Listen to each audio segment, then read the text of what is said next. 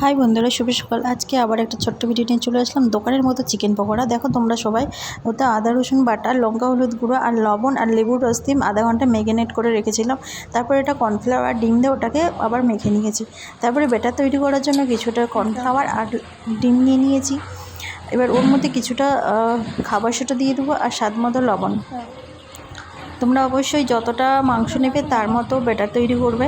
আমি ভাজবো 2 কোট, তো সেই মতো ব্যাটার নিয়েছি। তোমরা যত কোট ভাজবে তত ওটা বড় বড় ফুলবে।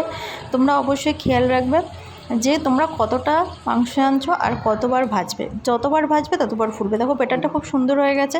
এবার মাংস নিয়ে ওর মধ্যে তেলে ছেড়ে দেবো। তেলটা যেন অবশ্যই ফুটন্ত গরম হয়, যাতে মানে লেগে না যায় কড়াইতে। এবার দেখো ওগুলোকে ভেজে নেব। এক সাইড লাল হয়ে গেলে ওটাকে আবার উল্টে দেবো। উল্টে দেওয়ার পরে দেখো এক সাইড লাল হয়ে গেছে। এবার উল্টে নিয়ে ওগুলোকে এবার তুলে নেবো। এবার যেহেতু এটাকে আমি দুবার ভাজবো, তো এগুলোকে তুলে আবার আমি ব্যাটারে লাগিয়ে আবার ওটাকে ভাজবো।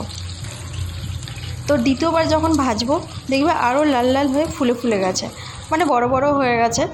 এবার তোমরা বাড়িতে তৈরি করে খেও, অবশ্যই ভালো লাগবে।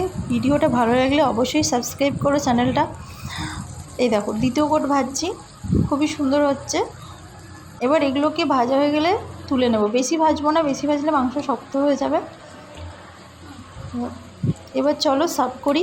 সাথে ছিল স্যালাড, দারুণ হয়েছে। শসা, পেঁয়াজ, সয়া সস আর চিলি সস। দেখো মাঝখান থেকে ফাটিয়ে দিচ্ছি, পুরো সাদা হয়ে সেদ্ধ হয়ে গেছে। চলো কে কে খাবে চলে এসো। Tata, bye bye. আবার দেখা হচ্ছে নেক্সট ভিডিও।